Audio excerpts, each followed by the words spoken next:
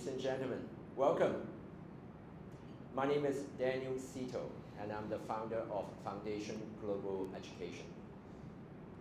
Foundation has been around since 2001, and we specialize in boarding school counseling. Over the years, we have visited and surveyed many of the top boarding schools in the world. And I can say for certain that the school with us today is not only one of the top in the UK, but it is in fact one of the top in the world. So it gives us great honor and privilege to welcome Cheltenham Ladies College to Singapore today.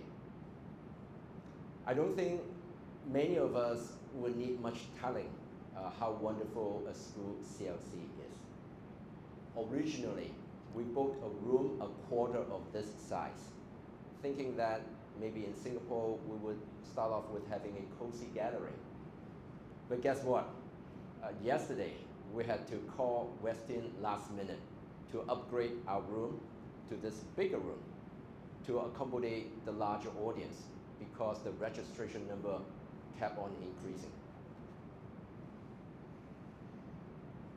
For this, I also would like to give my gratitude to the CLC community here in Singapore for bringing all your families, inviting all your friends to make this event a success today.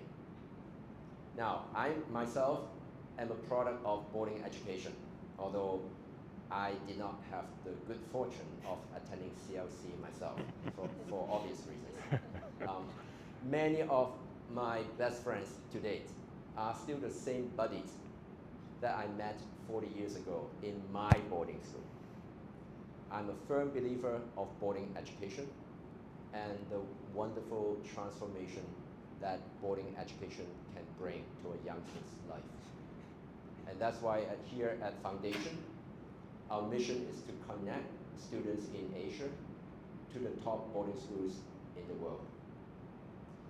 With all that, we would like to let us all give our warmest welcome to Eve and to Richard, and to hear them more to talk about CLC. Thank you. Thank you.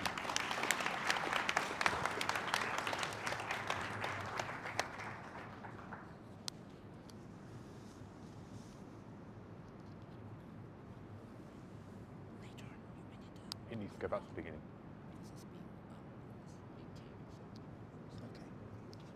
Ladies and gentlemen, good afternoon. My name is Richard Houchin, and can I first of all start by extending a huge thank you and a really warm welcome to you this afternoon for coming to visit. I'd like to thank parents for coming along and for showing interest in CLC. I'd like to apologise to the girls. I'm so sorry on a Saturday afternoon when you could be out playing tennis, you could be out in the sunshine, you could be out swimming. You're sat in here listening to a boring teacher, but I'll try and make it as entertaining as I possibly can. I'd also like to thank Daniel and his team for setting up today. We've been in conversation now for a number of months to set this up, and it is wonderful to see such a large gathering of people here today. So thank you sincerely for your interest. I'm going to take a slightly different perspective to my presentation today, and I'm going to talk about my journey to CLC, how I ended up at CLC, and hopefully in doing so, I'll be able to answer some of your questions. I'll then talk about your daughter's potential journey to CLC and the process, and then we'll have an opportunity for some question and answers at the end. I joined CLC in January 2023, so I've been at Cheltenham now for about 4-5 months. I've had over 25 years experience in the independent sector. I've taught in boys' schools, I've taught in co-educational schools, really big independent schools. I was at my last school, RGS Worcester, which is a big co-educational independent school for 14 years. I had a great time there. I started as head of department. I took over as academic lead. I did director of admissions. And as you will see from the photo, somewhat of a cheesy photo, I was incredibly happy at RGS Worcester. I was also happy at RGS Worcester because my wife was there. She teaches English, and my two boys were there, Alex and Max were there. So we were all in at the school. 14 years, very happy, progressing very nicely, family were there. I understood, and I understand education. I apologize. I understand education as both a parent, a teacher, and a senior leader. And I know both sides of the equation. And because of that and the nature of the education being offered at RGS, I was really, really happy, and I was not looking to move. Then in the summer of 2022, so my apologies, the job came up at Cheltenham Ladies College. And I looked at it and I thought, it's Cheltenham Ladies College, I'm not so sure about it. And I put it to one side, and then I looked again and I thought, maybe. And then I started to question what I thought I knew about Cheltenham Ladies. And there are a few things up on there. I knew that Cheltenham was a beautiful Cotswold town. I knew that it got fantastic results. I didn't really know much about its DNA. I knew, as Daniel said, it had this worldwide reputation for girls' education. I knew it was a girls' school, but I didn't know what kind of girls would thrive in that kind of environment. So I went on a fact-finding exercise to see if Cheltenham Ladies was my kind of school. So, first of all, Cheltenham, beautiful town in the Cotswolds. The sun always shines in Cheltenham. It's always like this. It never rains, it never snows, it's always beautiful. So it's a really nice town. I knew that Cheltenham was a girls' school, but I didn't understand the foundations of the school. And this was the first thing which really, really struck me. Cheltenham Ladies was set up in a time when girls' education, when girls played second fiddle to boys. It was set up by 4 dads who were really, really unhappy about the education that their girls were receiving. Girls weren't allowed to do science, they weren't allowed to do maths, they weren't allowed to go to university. I heard this morning, and Eve mentioned this to some parents, that it was thought that if girls did science, it would make them less marriable. That people wouldn't want to marry them because their brains couldn't cope with it. It was, girls were being trained to be subservient. And the 4 dads said, this is not right. We want the same opportunities for our girls. We want to give them the same opportunities as the boys. And for me, education should be about opportunity, it should be about aspiration, it should be a facilitator, not an inhibitor. And when I read about the foundations of Cheltenham Ladies College, and I met Eve, and I saw that this runs through, the DNA still runs through today, that was an enormous tick for me. Because philosophically, for education, that's what education should be about. And Cheltenham Ladies still embodies that today. So, I knew it had, I found out about its DNA. I knew a little bit about its reputation, but I then looked at where the girls go on, what they go on to do. So for me, a good school isn't about being 11 to 18, it's not about 13 to 18. It's about being a facilitator, a springboard to going on to 25, 30, 40, 50, if you want a school that goes from 11 to the grave. And I looked at what they did. Obviously, we've got the fantastic results. Now, we'll touch upon this in a little bit. You know, brilliant GCSE, brilliant A-level results, the best IB boarding school in Britain, one of the top 10 IB boarding schools in the world, 41.5 points out of 45 average, absolutely stellar. I kind of knew that. But then I looked at this, and I looked at where the girls were going for their university. They were going to America, they were going to Europe, they were going to Oxford, they're going to Cambridge. Then I'm looking at the kind of subjects they were doing. And I was thinking they're all going to be doing maths, they're all going to be doing chemistry. And they're doing an enormous variety of subjects. And genuinely, for me, what I saw was a school which is preparing the girls for the future. It's looking to give them the skills to move on. And again, that was an enormous tick for me. But also that it's highly successful, that they've got 24 girls who've been selected for Oxford and Cambridge, 16 of those going to Cambridge in September. So it has that real academic drive, but it's also able to offer much, much more than the pure academic. And I also like the fact that it was looking to adapt. And when I was at RGS Worcester, I introduced psychology 4 or 5 years ago, and here was a school now, quite rare in the independent sector, introducing psychology. So for me, again, here was another big tick in terms of what it was doing for the girls. It had outstanding academic results. I didn't really understand the teaching. And having met many of the teachers, we've got highly qualified teachers, but not only highly qualified teachers, but highly able teachers. It is one thing to be academically able, it's another thing to be academically able and to be able to teach. And the teaching is superb, and this was recognised in November with our inspection, where we were given excellent in all areas. So I was starting to build up a picture of the school. There are girls who work hard. I also found the girls work hard, but they also play hard. And I looked at the curriculum, and having been someone who oversaw the curriculum, made lots of curriculum changes at my previous school, this really appealed to me again. We don't pigeonhole girls. We don't say to girls that you have to do one subject from this block, one subject from this block, one subject from this, especially as you move up through the GCSEs. You have to do the maths, you have to do English, you have to do some science. After that, it's free choice. Every pupil is different. There is not a one-size-fits-all approach in education. And what really appealed to me on my journey to CLC was this idea that they will try and tailor the programme, the GCSE studies, to each individual student as much as we can in a big institution. So every year there's new timetables, there's new option blocks created in order to allow the girls to do what they want to do. Many girls will take 11 GCSEs, some might take 10, some might take 9. There's flexibility built in there. There are some girls who are heavily involved in sport, in music, in drama. They've got big co-curricular commitments taking place, and therefore they can take a bit of time in their curriculum to do their homework, to do their prep, to enable them to do their sport, their music, their drama outside of school. For one or two girls, mental well-being really important. They're doing 8, 9 GCSEs, and they're having some time to do the prep so they're not as stressed. Wherever you look, I would advocate, as an academic lead, quality, not quantity. All schools, all nations take very, very different approaches to their studies. And universities will say, basically, at a basic level, even at Oxford and Cambridge, if you've got 8 GCSEs, that's enough. As long as they're really high quality, that's what you should be focused on.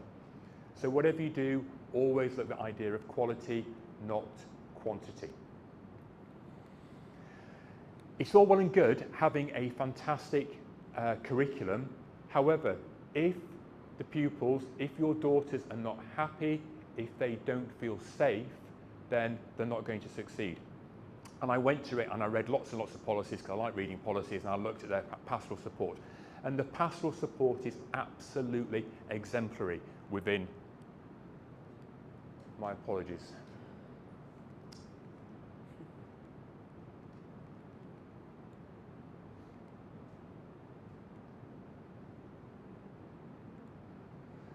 The pastoral and academic monitoring is absolutely outstanding. It's so good it wants to move on so quickly.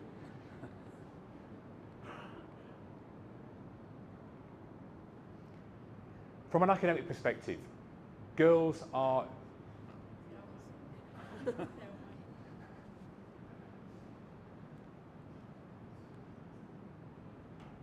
I would offer to sing, but my singing voice is dreadful and I can't dance either, so... I'm not very good at telling jokes, and I'm no good at music, but...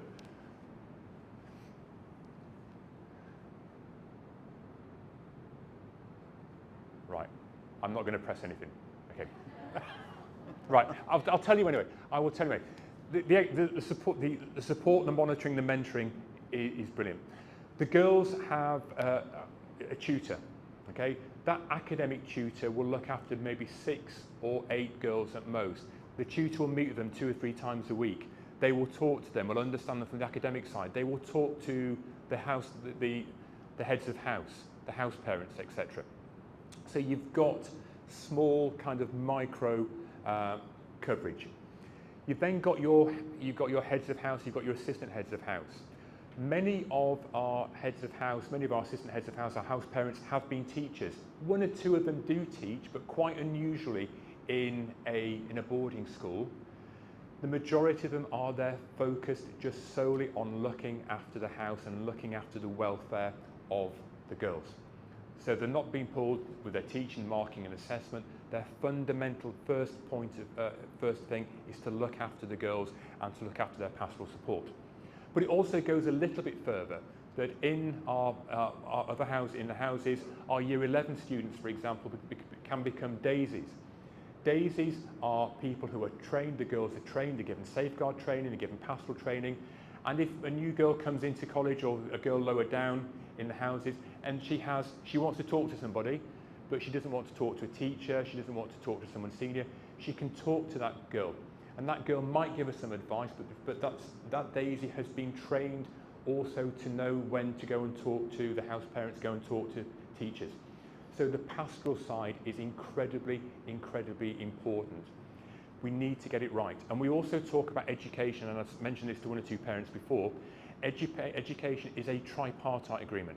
It has to be between the school, between parents, and between the pupils. Because at some point on that educational journey, we will all need each other. And the other thing I would absolutely advocate is communication. And if your daughter comes to us, goes to another school, and you have a slight concern, talk to them. As I said before, I come from a school perspective, but also a parental perspective. As a parent, you get one opportunity to get it right. If you have a concern about your daughter, about their welfare, talk to the school immediately. If you talk to us immediately, we can deal with it quite quickly and we can stop it morphing into something much, much bigger. Just in terms of our coverage, I'm going to try again, if it's working, okay. Just in terms of our naming, our sort of year 7, year 8, year 9 is lower college, so our main entry points are LC1, which is year 7, LC3, which is year 9, and then we have our upper college, which are GCSE years, so UC4, UC5. It is sometimes possible, if we have space, to take girls in at different age groups, and in particular UC4, which is the beginning of GCSE year, is becoming quite popular. So we take 50 girls in year 7, plus day girls. We take 50 girls in year 9 plus day girls, and we take in about 50 to 55 girls into the sixth form. So it's sort of an inverted triangle. In terms of houses, can you press? Thank you. So we have 6 junior boarding houses. We've got 3 day houses. Interestingly, Cheltenham Ladies was set up originally as a day school, and we have around 180 day girls who are with us, and that constitutes about 20% of the overall numbers. However, another thing which really appealed to me was this next slide, which is about the composition of Cheltenham Ladies. There is somewhere in the region of 45 to 50 different nationalities. There are over 30, I think the last point up, 37, 38 languages which are spoken in at Cheltenham. And for me, personally, it's hugely important that we have this international, forward-facing, inclusive and diverse setup. And again, for Cheltenham, that was a real attraction for me to move from my previous school. Okay. So, I knew it was a girls' school, but I didn't know what kind of girls thrived there. So, the kind of girls that thrive there are those who are willing to work hard. But I do stress not just academically. We want the girls to be willing to try new things, to try new experiences. Try something you've never thought of before. You might absolutely hate it, but you might also find something which you really, really love. So we want the girls to work hard academically, but also to work hard in the other areas as well, to try lots of new experiences and new ideas. We want the girls to get things wrong. There is nothing wrong in the classroom, in school, getting something wrong. And I've taught people before, and I've asked them to write something in there. I teach economics, and I asked them to draw a diagram in their notes, and they wouldn't do it because they're scared of getting it wrong. And we'd stop the lesson and say, we're not moving forward until you do this. Because you've got to be willing to get it wrong. Because when you get it wrong, that's when you learn from it. So we want girls who are going to thrive, who are going to be willing to get things wrong. Could you just bring them all up? Okay. We talk about being a risk taker. So a risk taker in the classroom. We want people to be open to making new friends. We want the girls to be really out of the comfort zone sometimes, because when you're out of your comfort zone, that's when you really do learn. To be part of a team, but more than anything else, to be wanting and willing and able to commit to having an all-round educational experience. Not just about getting the academic grades, but benefiting from everything else, the music, the drama, the sports, so you have those all-round educational experiences. Because fundamentally, we want the girls to become really good citizens of the 21st century. Now, it's easy for me to talk about this, but what I thought to do is show you a little film to give you an indication of what the girls got up to last term.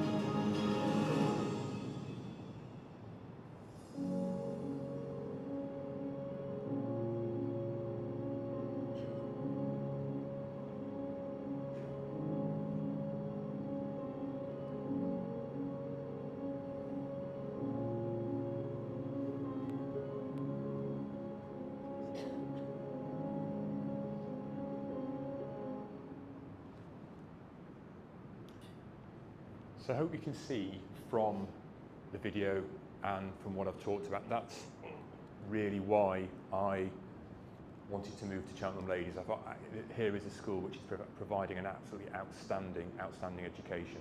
And you'll also notice from the pictures and the videos there's no rain. So what I said, it never rains in Cheltenham, absolutely. Just in terms of your daughter's potential journey to college, wherever your daughter, or if you've got sons, go, it has to feel right. The context has got to be right. And I would say to you, visit lots of schools. Go and find out what these schools have got to offer. Find out about the context of those. For us, we will only make offers once pupils and parents have visited the school, because we want to know for them that it is the right school, it's the right environment. It's really, really important. The adage I would use to parents is like buying a house.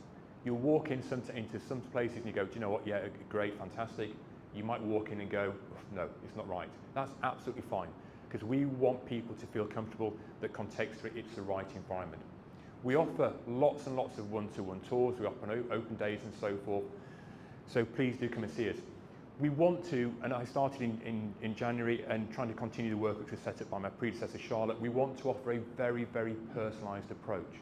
It isn't just about the metric. Yes, there will be some testing, and we are going to do some testing. We're changing our testing. We'll do adaptive testing in English, maths, some verbal reasoning, some one-to-one interviews and so forth. But we're not going to just go and take the first 50, the top 50, and say, you come in, because it has to be more than that. If I may share with you, I have met some incredibly able girls over the past 3 or 4 months who've applied to us for last-minute places, and we haven't given them the place, because they've come in and we said, you know, what are you going to do? And I'm going to work, and I'm going to work. And what do you enjoy doing co-curricular-wise? What are you going to get out of this? And it was, well, I just want really good examination results. And we said, no, our education has to be much, much more than that. So we want girls who are going to work hard, but we want to understand them as people as well. We're looking for potential, not just outright ability, and hopefully our testing will show that, because every school, every area takes different approaches, and just because you haven't covered one particular aspect in maths or English shouldn't stop you from getting a place at CLC if it's right for you. We will offer to those we feel who are going to thrive. We'll offer to those who we feel are going to engage, but I really want to be really clear about this. We're not going to offer to those who are just going to work, have tutoring and then work again. Because education, for me as a parent, education as an educator has to be so much more. And we want the girls to benefit from the outstanding education which is on offer. So just in terms of the journey, we have two main entry points. We've got year 7, we have a year 7 entry point, so we'd normally test for year 7 when girls are in year 6. We have a year 9 entry point, and we'd ordinarily test in year 7 for that, and these are all available on the websites as well. We are doing something slightly different from September, so if you're at a prep school which runs until the end of year 8, it is possible when the people are taking their entrance examinations for year 7, so when the girls are in year 6, it's possible to sit for year 9 at that particular point, but we can give you more details on that. And then we've got our year 9 entry, so we tend to test in year 7 for our year 9. As I mentioned previously, we also take 50 or so pupils into the sixth form, and I'm happy to engage and give people my cards, happy to engage in conversations outside of here as regards that. There is an awful lot of information to take on board, so there's a couple of email addresses there for you. So there's admissions at Cheltenham Ladies, and there's the Director of Admissions at Cheltenham Ladies, so please feel free to take that. And if you'd like to email me and email my team, we'll come back to you as soon as we can. At this juncture, I'd like to thank you for your time and for your interest in CLC, and if I don't get a chance to speak to you, I want to wish you and your daughters the very best in the future. However, I've spoken about my perspective of CLC, and I'm absolutely delighted today that Mr. Ian Hawkins is going to come and talk to you. Ian grew up in Cheltenham, and his daughter is at Cheltenham Ladies College, and he is going to give you his perspective as a parent, someone living in Singapore, as to how he's found Cheltenham Ladies College. But thank you ever so much, Ian. Thanks, Richard. Hi, everybody. I wasn't expecting quite this size of event, and I'll be completely off script, so apologies to Eve and Richard. I thought maybe I'd just talk about how Katie, my daughter, came to Cheltenham. As Richard said, I'm a native of Cheltenham. I know the town very well. It's a wonderful place, I would say that. You know, in terms of it being in the middle of the Cotswolds, there's lots and lots to do. But my wife and I, we never intended, I don't think, to send Katie to boarding school. It was really something she drove, and we supported her in that. And it goes back to COVID time. It was around January or February 2020. We were living in Hong Kong. Things were getting a little bit grim, and my wife said, take the girls to Cheltenham, back to the UK, and hopefully they'll be safer there. You know, hindsight tells us that wasn't the case, but there we are. So we arrived in Cheltenham. My brother lives there. He put us up, and we were there for 5 weeks, and I needed to entertain the girls. So they were very keen swimmers, so I contacted the local, I do get to Cheltenham in the CLC in the end, bear with me. So I contacted a local swimming club, asked if my girls could train with them. They said yes, and one of the venues was the CLC HFC, the Health and Fitness Club. A wonderful facility, and we had a number of weeks where we trained with the local swim club, and it was great. And one of the people that I got to meet through that was a lady called Kate Nimmo, who's one of the sports teachers at CLC, and she was very engaging and said, Katie's a great swimmer, why doesn't she come and take a look at the school? And I thought, I'm not sure that that's what we want to do. We're not really thinking of sending her to a boarding school. But we did anyway, and Katie absolutely fell in love with the place. She loved the houses, she loved the sort of history of the school, and it was then that she committed to wanting to go to the school. And she worked very, very hard. She's not a natural academic. She worked very hard and managed to pass the exams, and actually got in as a sports scholar as well, which was brilliant, because Katie is quite high on the EQ side. She likes meeting and getting to know people, and where she likes to be is the co-curricular side of things. And this was a wonderful thing for her, because she's played hockey, netball, swimming, you know, and she has an absolute ball, but also she's been supported all of the way academically. And in terms of where she is, I can't say where she would have been otherwise, but she's ahead of where I want her to be.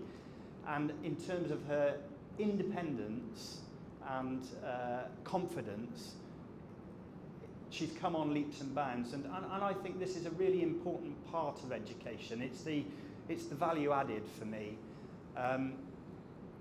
CLC does that in absolute spades. They're not paying me to be up here. I'm here because I really believe in what they do. And if you want to speak to me afterwards, I'll hang around. Please come and chat, and if I can answer your questions, I certainly will. Thank you. I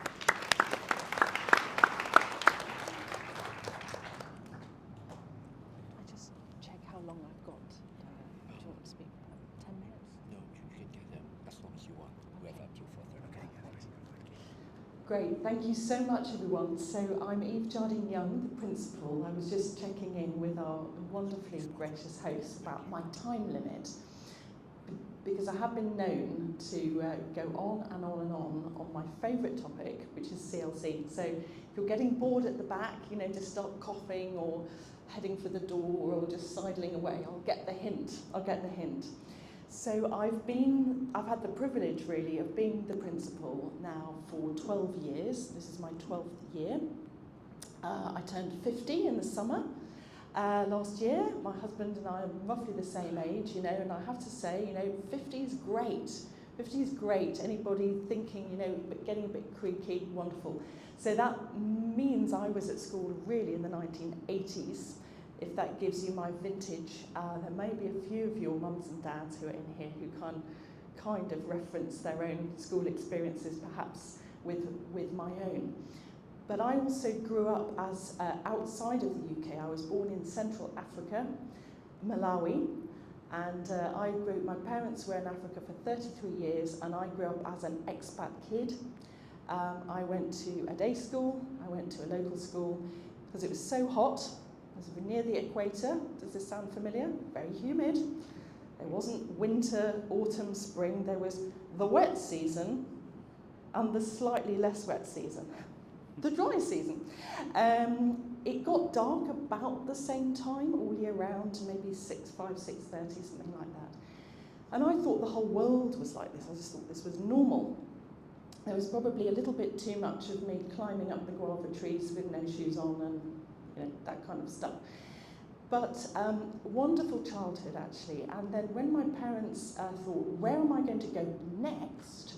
We started having to think about the future, because you're young once, they're wonderful years, and then, you know, the sands of time start to move through the hourglass, and then what next? And it falls often to the poor parents to try to think ahead with a crystal ball.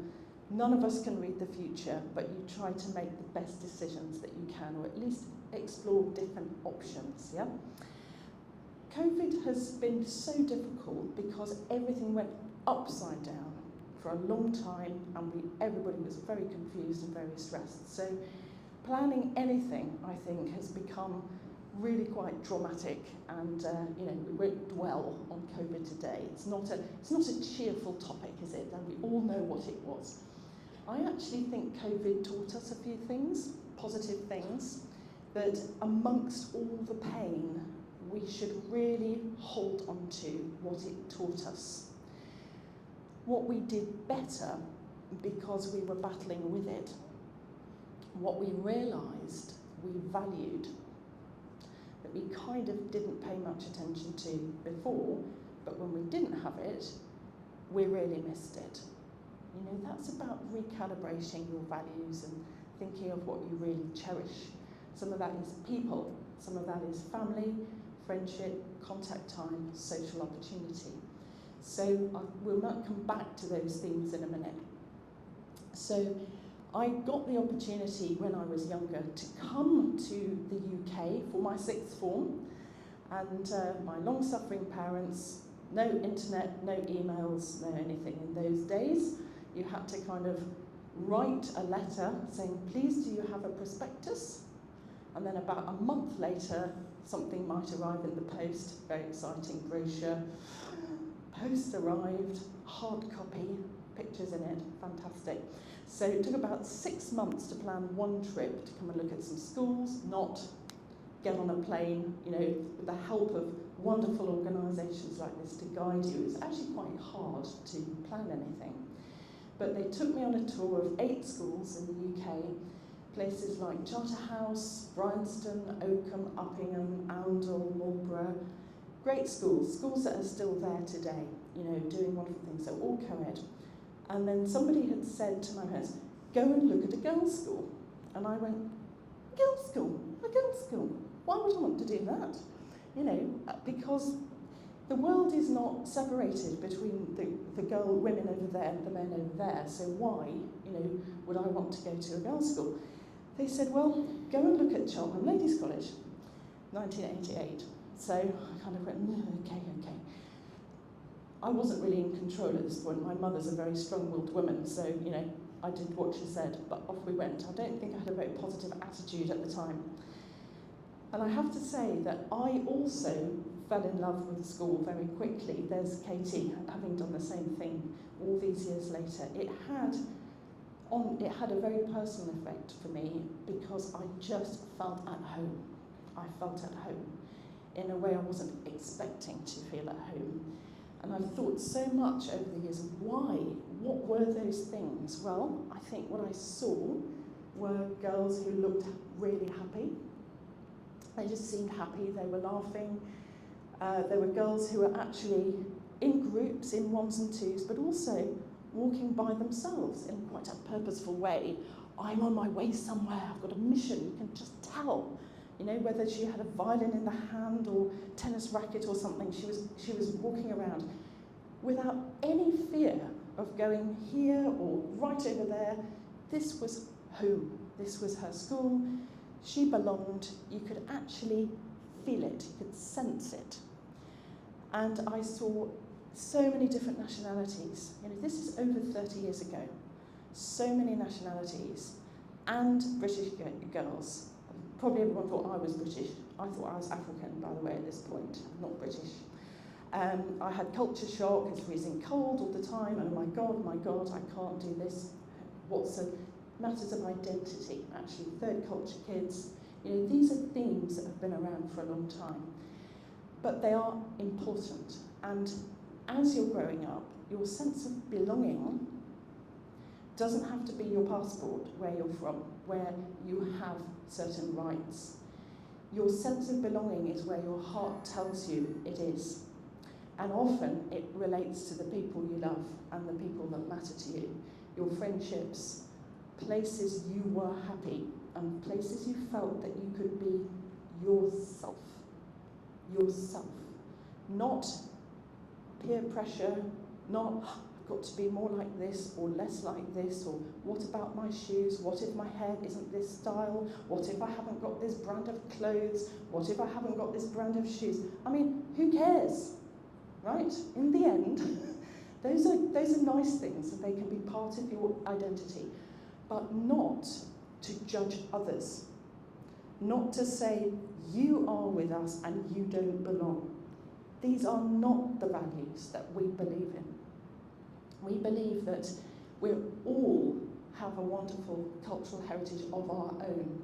So the girls who come to college bring that, they bring everything. They bring, my grandmother was from here, my dad was this. How fantastic. Own it. There's only one person in the world that has your story, and it's you. The girls who've come to Cheltenham in the past have made the school different. They've made it better. They've made it a more enriching place. We do not want to do education to you like a big pastry cutter that cuts out cookie dough into a shape by pressurising the dough, cutting out a shape. No. You get to rise in the oven, as it were, and become your own shape. And actually, your journey will be inspiring to your friends. And you might have seen in that film where we had something like the upcycle competition, which is otherwise known as fashion trashion, girls making, oh my goodness, the most incredible garments out of rubbish, out of things that we threw away. Newspapers, the Financial Times, a huge pleated circular skirt, so it's like a ball gown made out of pleats from the Financial Times. Some other girl had, hopefully her dad agreed to this, but she used all his ties. I think business dress is a bit more informal nowadays. He had about 40 ties, he wasn't wearing the ties. I think she might have said to him, can I have a few ties? He might have been thinking 3, it's like 40 ties, got cut.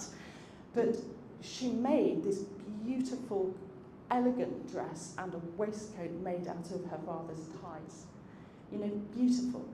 So if we think about those things, about environmental sustainability, about our relationship with the things we touch, we use, we waste, we consume, what's the sustainability of our energy levels? What's the sustainability of our friendships? What's the sustainability of our work habits? What's the sustainability of our determination and our stamina when things are hard and tough?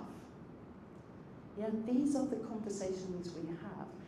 And I think because Cheltenham Ladies College, the clue is in the name, I guess, is only for girls, we have the most incredible ability to give a huge, wide range of girls' opportunities. So, girls' cricket, girls' football, sport in particular, we've got 18 different kinds of sport available, including horse riding, fencing, dance, and we do not have to share facilities with the boys because they're just not there. So we know we have all the pitches, 2 astroturfs, floodlit, retractable flood lighting, etc., 18 tennis courts and netball courts. We've got a lot of space. And it means that more girls get more choice. And actually that means that this individuality, your ability to chart your own course, try things and see if you like them, strengthen your strengths, develop your weaknesses, thinking, some people find public speaking very difficult, or they're quite shy. So we might encourage them through our tutoring to say, do what you love. I'm thinking of Katie and her sport, don't stop doing that. That's got to be part of your life to bring you joy. But maybe there's something that, that's not something I'm so confident. Do a bit of that as well. Do a little bit of that as well. Push yourself, challenge yourself. It doesn't matter, you don't have to be the best. I was listening to the wonderful tennis player, the veteran tennis player, Billie Jean King, which some of the girls and boys who are younger may not have heard of her, but she was the woman, the female tennis player in America, who really campaigned for equal opportunities for professional tennis financing and funding on the circuit, on the pro circuit years and years ago. And when I was speaking 3 years ago in Washington at a girls' schools education conference, I had the opportunity as a fellow speaker to listen to Billie Jean King, so one of my heroes. And she said, very often people say to girls, be more confident, be confident. And she said, I never tell people that. Tell them something else. Tell them to be courageous, be brave. because you can't just make yourself more confident. You have to actually be brave enough to do something that makes you feel a little bit vulnerable, and then guess what? You did it. Now you're starting to know what confidence feels like. Now you're starting to believe that actually you're not so bad. You can get better. The world hasn't fallen down. So focusing on courage, on bravery, on independence, on inspiration, and not always comparing yourself forever to the people around you. Comparing yourself with your vision and your dreams for your future. That is the sort of place we want to be. And really want to just really add my thanks to Ian. Thank you so much. Not only did you come to Cheltenham, Hong Kong, Singapore, Cheltenham, but now speaking in Singapore about Cheltenham, who could have predicted? So thank you so much for your time. And also we'd love to have the chance to take a few questions, I think, Daniel, or Q&A if any of you have any questions, we'd really, really love to try and answer them for you. Thank you.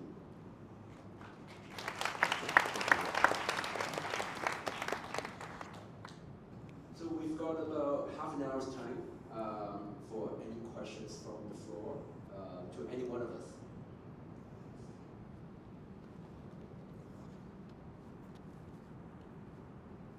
Thank you very much for making this opportunity for us. So I would like to ask the question about how many subjects do the girls can they choose in A level? 3 subjects or 4 subjects? And one more question: which subject is strong in your school? Thank you. So just thinking about the subject choice. Almost everybody will do, if they're doing A-levels, they would do 3 as normal. Quite a few people do 4. Typically, you might do 4 because you're doing maths and further maths. So that is 4 qualifications, but it's still in the subject range of 3 subjects, but 4 exams. But some people do 4. Maybe history, English, biology, chemistry, a huge right across that range. When you apply, what you would have is an individual conversation with the admissions department, and what we would do is we say, before we decide the schedule, what are you actually hoping to do beyond CLC? Some people have a plan already, so we need to connect your choices to that ambition and see what's the right balance. Some girls say, I don't know yet. That's quite reasonable. Most people don't know, actually, still thinking about it. So we would then say, well, start on 4 because you haven't studied some of these things yet. New A-levels that we don't teach in earlier years would include economics, politics, history of art, psychology. So these are new subjects that only arrive in A-level 6th form, not GCSE. So how do you know if you're going to like them? So we would encourage you certainly to begin with 4. Very, very small number of girls might do 5 because actually they're usually very ambitious. Girls who are talking about 5 A-level program would be very, very ambitious. That would be a very specific conversation about what is manageable so that you don't risk getting not the best grade in all 5 when you could have got the best grade in a smaller number, because it's just the spread. So there's some doing 3, some doing 4, some doing 5, some doing 3.5 with an EPQ, big range, if that's helpful. Thank you. And if you're younger, not 6th form, by the way, if you come in year 7, LC1, or year 9, LC3, you would be studying 18 different subjects, and you'd have some choice of languages as well. So it's a really, really broad base when you're younger. Thank you.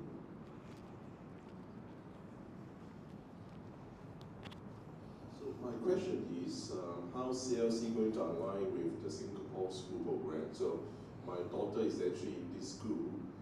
considered one of the top girls' schools in Singapore. They are under this IB program, so they're basically skipping the O-level, go direct to A-levels. So have you experience applying to these programs in Singapore, and what is your recommendation for those girls going through this stream? Thank you. Do you want to give it a go? Okay. Yeah. Thank you. So we've been enrolling girls from here really for 30, 40 years. And during those years, we know that the system over here has developed, has evolved, and there have been more schools built and more schools have opened in that time, or existing schools have grown. So in terms of the Singapore system and the alignment, I think there's probably 2 or 3 issues I would say. Almost every situation, bearing in mind we have girls coming from 40 countries, you can imagine the number of different systems that we actually have an interaction with. So rather than have a fixed policy to say, this is how we align with this country, this is how we align with this country, in those 40 countries, there's a bit of change. Usually there's change going on somewhere. So if I give you an answer today, your daughter comes in 2 years' time, it's different. So what I would say is that we always look case by case. It is possible to come to the sixth form as a new student without GCSE qualifications if you're in a system like an IB through school, because if you're doing the middle years programme or MYP, actually there are no GCSE exams at that stage, which is why we do our own assessments, because we know the kind of girls that we believe we can teach and that will respond to our educational opportunity, and we look at that case by case.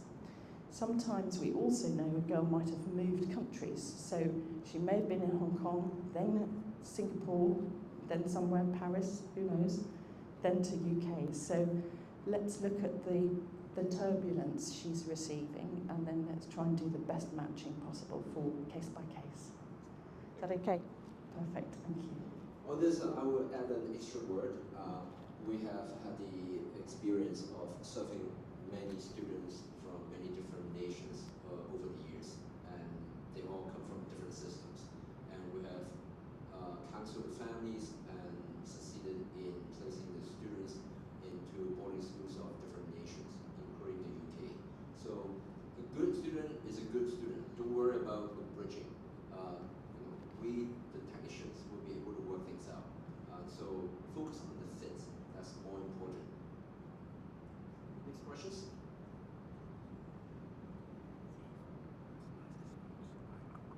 Ale, could you talk about kind of your approach in the difference between A levels versus IB? And is there any advice you have for us as parents as to, I guess, what kind of student is best suited for A levels versus IB? How should we kind of look at that? If I can kind of give you my parental view on this, I have 2 boys from the same stock, very, very different.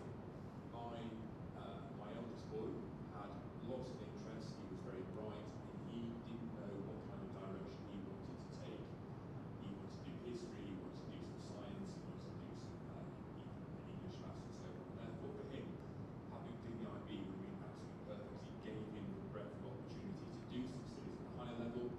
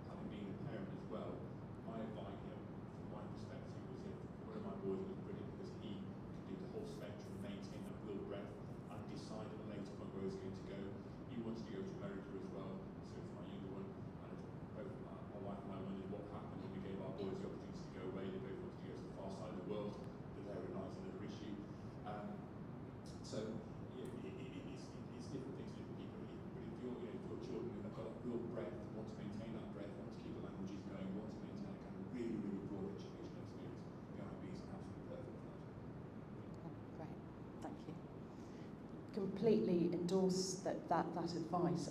I'll perhaps also reflect on a few things. There may be some of you in here who don't know what the IB is as much as others. So just would it be helpful I just give a quick review of what it means? So they're both a 2-year programme. With the A-levels, as per your lovely question, Madam, earlier, you can actually vary the size of your portfolio. You can do 3, you can do 4, you can start high, you can drop 1, you can see which ones you like, etc. With the IB, the whole concept of the baccalaureate, our international baccalaureate diploma programme, is that you commit to the breadth. Commit. Not only hopefully you enjoy it and you realise it's doing you some good, but you commit to it. So you do 6 subjects and you start with 6 and you finish with 6. You don't go to 5, you don't go to 4.5, you start with 6 and you finish with 6. But you don't do 6 of the level of A-levels, because I think you'd explode, probably need 3 years to cover the material. So they have a structure which is similar in Scotland actually to Scottish Highers, where in the IB you would study 3 subjects at higher level and 3 other subjects at standard level. And at standard level it's fewer hours per week of teaching, and it's not quite as hard conceptually. Higher levels, more hours of teaching, and it's a higher stretch. So it's a little bit like AS and A-level used to be in recent years.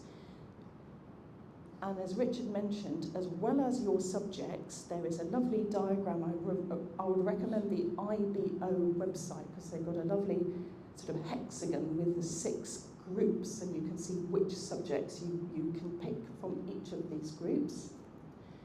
But in the middle of the hexagon there is the core, and whichever subjects you pick from the 6, 3 higher, 3 standard, everybody completes the core, everybody.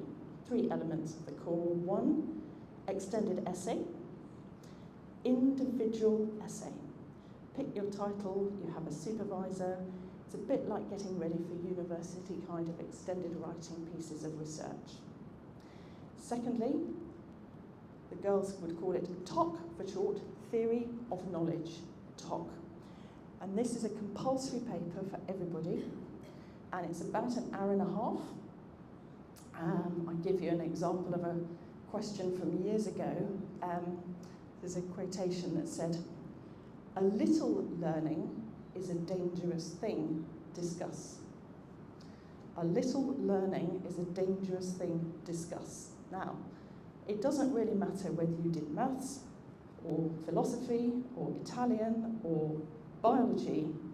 This is about learning, and it's about education, and it's about the engagement of human beings with knowledge and intention. So it doesn't matter which subjects you've been taught, that's the kind of question that you might have. Other questions are, if you've ever seen a critical thinking AS course to develop your critical thinking, here's a passage of text. Which of these statements can confidently assert is a conclusion you could derive from this text? So it's about accuracy of reading and understanding, but there's always some kind of controversial question that you have to think about. The girls actually, initially they hate it because, what's the right answer? Well, there isn't a right answer usually. It's about making the argument. But by the end of it, they absolutely love it. And most of the A-level girls say, I wish we could have gone along to some top lessons. And we say, well, you can. You can go along if you want, and you can drop in if you want. It's absolutely fine. That's one of the benefits of having both programs. If you're free, you're welcome in any lesson at any time. So the final element of the core is another, apologies, more abbreviations now, CAS, C-A-S, creativity, activity, service. 150 hours over 2 years, demonstrating creativity like playing a musical instrument, acting, laughter, drama, art, whatever, it doesn't matter what. Activity, physical fitness, physical activity could be dance, could be yoga, could be a marathon, anything you want in between. This is about you undertaking a commitment. This is back to you committing to the development of yourself for the baccalaureate. And then service, and I would say I've left it till last, but it's one of the fundamental principles of the IB. They believe that human beings have a duty to each other and to the natural world as well as to themselves. So it's voluntary hours, it's charity work, it's things that might have a social impact. And what you have is you have an electronic portfolio called eBack, like e-ticket or e-check-in or e-boarding pass. This is eBack, baccalaureate, and you just log your hours as you're going along. And people who can witness your hours and not say, you lied, you did not walk 50 miles on activity. You have to have somebody who's prepared to sign you off, a teacher, to say, yes, she did, I saw her, and she did brilliantly, and they can write their comment. So you don't get a grade, you don't get an A star. It's not about grading, it's about completing. So the IB is a program where if you do it, you get scores out of 7 in the 6 subjects. That gets you to 42 points. If you've got maximum possible available marks, 6 times 7, 42, plus 1 for the core.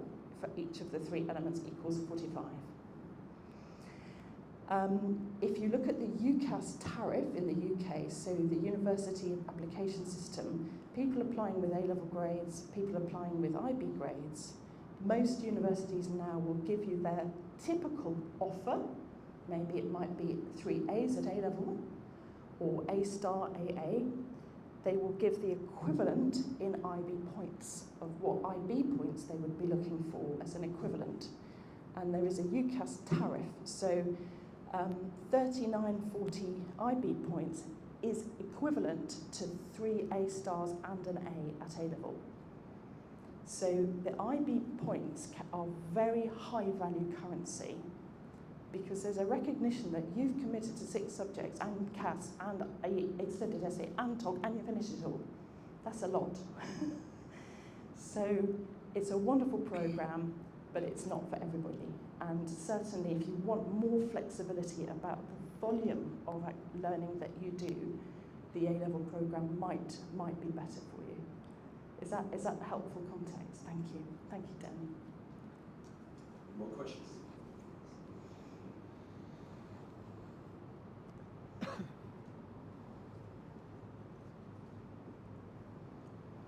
Thank you. I'm not sure if this is a question for Richard perhaps, but I was hoping to have some understanding of the different boarding houses for LC1, and if we're looking at either an LC1 entry or an LC3, is there a difference between, I guess, moving an 11 plus year old girl from Singapore or a 13 plus year old, and the boarding houses and the system? Do you put all of them together, or? Yeah, we have some. I think there's a graphic, we have 6 junior boarding houses, and they will go from LC1 through to UC5, so there's 5 years put together. We also have a slightly more bespoke house called The Nest, which we are currently using for year 7 and year 8, so LC1, LC2, and that's perhaps those girls have the benefit of a little more nurturing environment. It's a little bit closer to college as well, and it's just those LC1, LC2 girls who are in there together, but then they will then move to either St Austin's or St Helens, so they'll have an attachment to the houses, but it is have that slightly more nurturing approach. All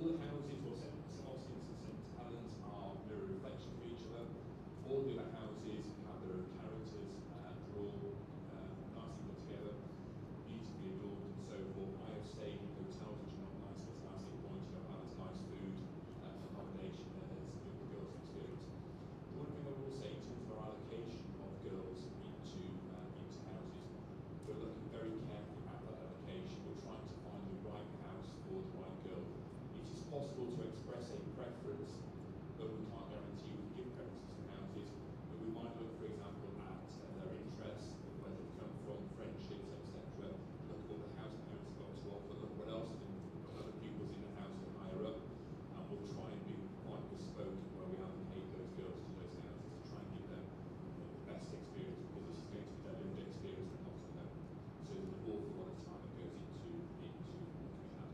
We're more than happy to give some more detail about specific houses at a later point.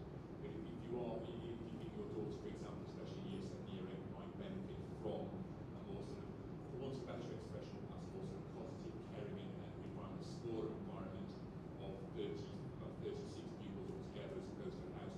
Most of the houses range between sort of 60 and 70. We have got that capacity, especially in those early years, just provide a slightly more nurturing house with their own house mistress and their house staff as well.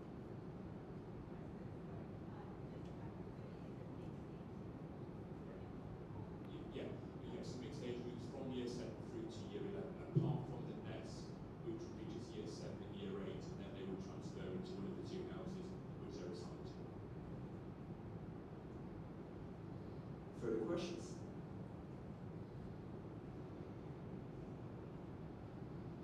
Thank you so much for your presentation. I have a question regarding girls who consider joining at grade 11. Do they find it harder to assimilate into the CLC population, considering that other girls would have been there for many more years and they would have formed other friendships prior to that? I will give you my perspective on this, but then perhaps I'll ask Eve to comment, because Eve actually did this when she joined in the 6th form as well. I think I mentioned before, in terms of our structure, we grow as inverted triangles. We take at least 50 pupils into year 7, 50 pupils into year 9. So you have an established group in 7 and 8, and you get new pupils coming in, and then they're mixed up. And then you get another 50 or 60 girls coming into the 6th form. And we'll maybe have 5 or 10 girls out of 130 who maybe leave. So we've got a new influx of girls. We've got one or two who will leave, but the girls also move out of their boarding houses into 6th form specific boarding houses as well. So basically, we take all these groups and kind of throw them up in the air. You've got new classes doing different subjects, etc. You've got a load of new girls coming in. You've got house mistresses who are specialists in 6th form, and therefore they've made friends very, very easily. And what I've seen in my sort of few months, I can't tell the girls who've been there a couple of months and those who've been there 4 or 5 years. So yes, you have some friendships, but everything changes again in 6th form and 6th form. And the 6th form, what we offer is very much a preparation for university with their own rooms. You've got big corridors, etc., with maybe 10 or 15 people on there to make the friendships. So it is a very, very different experience, because it's a different experience. They make friends very easily. But that's my external viewpoint. I'm sure Eve, you actually had this lived experience when you did this. Yeah. Great, thank you. I think,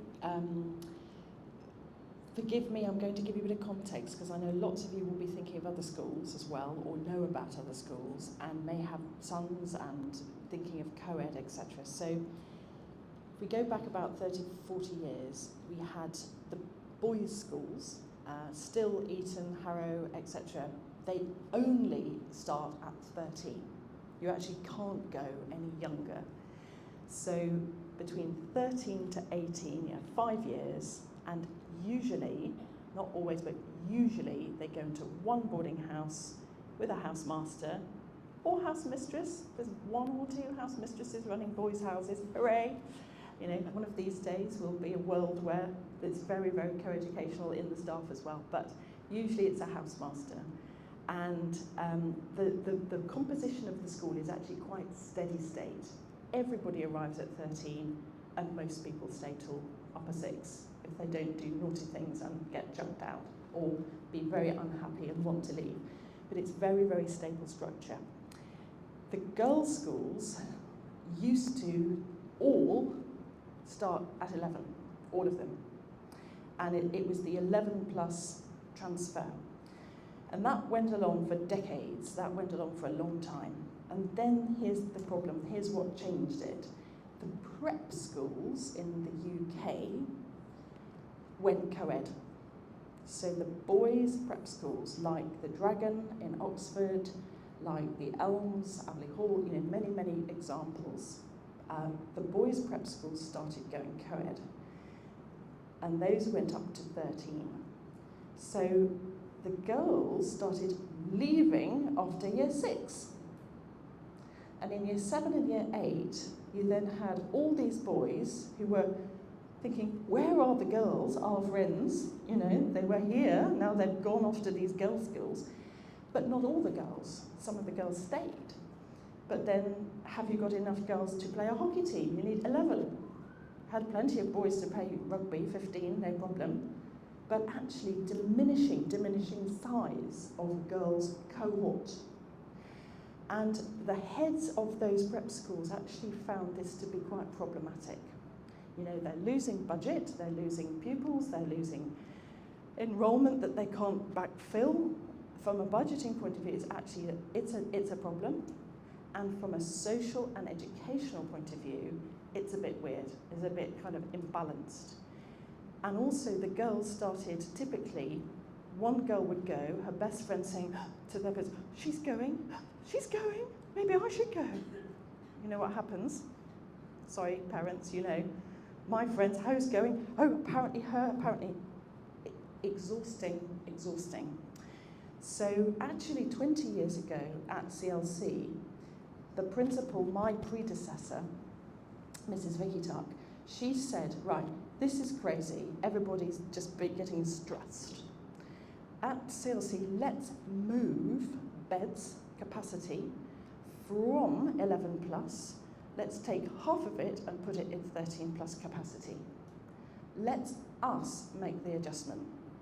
That's why we have 50 in LC1, borders, but because of the 11 plus transfer, that's when most of the day pupils move in Cheltenham. I'm just thinking, Ian, that's typical, isn't it, for the grammar schools, for the local, all kinds of local schools as well. So lots of day girls come, the majority of the day girls come at 11, but the borders, 50 borders is still quite a lot. That's as much as some schools ever have for girls. But we then have another 50 beds available at 13 plus. And when you get to sixth form, as Richard said, these girls have all been together now, quite a lot of them for 3 or 5 years already. So we take all of those 9 houses, the day girls and the sixth formers. Some of the day girls switch to boarding. If parents have relocated from abroad, they're now in Cheltenham. Sometimes they go from boarding to day. We can give you a lot of flexibility as parents. We think, who have we got for the sixth form? Sprinkle them all, mix them all into the sixth form houses with the new girls, all mixed. So you don't end up with this really tight, like a clique of girls who like, these are my best friends for 7 years and I don't want to be friends with you. That's the problem, that's the worry, isn't it? Actually, we have such significant arrivals and the school is getting bigger that they're used to it and they welcome it and they're looking forward to it. When your daughter's in her school at the moment, possibly also she's in her form room, her home room, her form group, and they're taught most of the lessons together in that combination. But as soon as you come to CLC, you'd be setted for maths, you'd be setted for languages. Within 2 years, you have some more languages, you have some more options, engineering, drama, creative arts program electives, GCSEs, 8, 9, 10 different subjects. Every class, you're in a different combination of friends. So that happens in every school. So actually, her social mix goes on developing, enriching. So the girls actually, they're very flexible with their friendships. You know, they actually want to know as many people in the year group as they can. And then you'll always have some that you're close to. So does that help to give you the context about when to arrive? Actually, any point of arrival, we make sure that conditions are optimised as best we can for that point of arrival. Thank you. Thank you so much. We have time for one final question. Any questions for Dad? Afterwards. A bit of a technical question. So Audrey, we registered her for sixth form for 2024 admission. A bit worried about the logistic arrangement for the exams and interviews because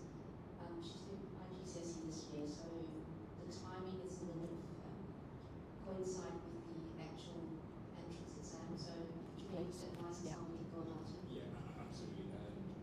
We have said that the testing is in person, that we want either to come to Cheltenham, or we are offering the option of testing in Hong Kong. Parents have been to children, daughters have been to the UK. We wanted to come across open areas. A lot of people from Thailand, from Singapore, to offer a central kind of point, because it's ecologically better for 3 of us to fly to over here than for 150 to fly. Convenient, jet lag, etc., etc. But having spoken to a number of people, have realised there's a clash with Singapore. So I'm going to go back and look at it. It may be that one or two of us will fly out at another point and do it over here. I think the British Council yesterday, they offered their services. So we're going to look at this point carefully. A parent gave me a copy of the exact timetable as well for Singapore, so we have a look at that, and we'll contact people and try to put something else in place. So we still do want some face-to-face testing, but something what is absolutely crucial for me is that girls don't lose focus on their examinations. They have to take first and foremost priority, and we will work our way around that. So that's something which has really come in the last few days. We are very aware of it.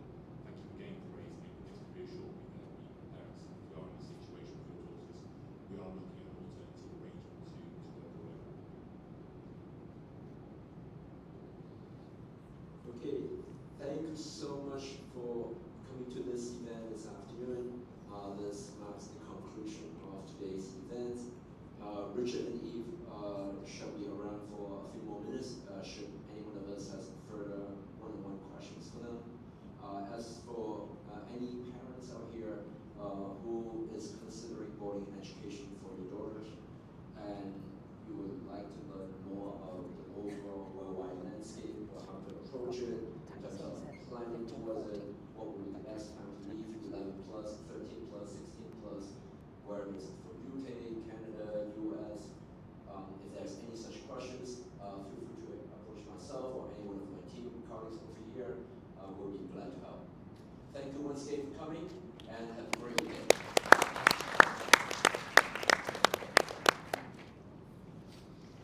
Thank you so much. Such a pleasure, honestly. Thank you. Thank you so much. Thanks. Hi. Hi. Eve. Yeah. Yes. Nice Yeah. to meet Thank you. you so much for. Look very similar age to my my Today, Katie. we arrived a little bit earlier and met with Mr. Richard. Okay. Perfect. Yeah, this is Serena. Okay. Hi. Hi. I love your dress. It's very beautiful. And we have already registered. Yes, that's right. It's not a campus, it's across the town. Yeah. Perfect. Not really. Because I understand every 3 weeks you have So I know exactly how you feel, because coming, having brought children up in Hong Kong and in Singapore, it's a very safe environment, and you naturally worry about that. But I would say that Cheltenham is very safe as well. Cool. Yeah. Sorry. Sorry. It's very safe.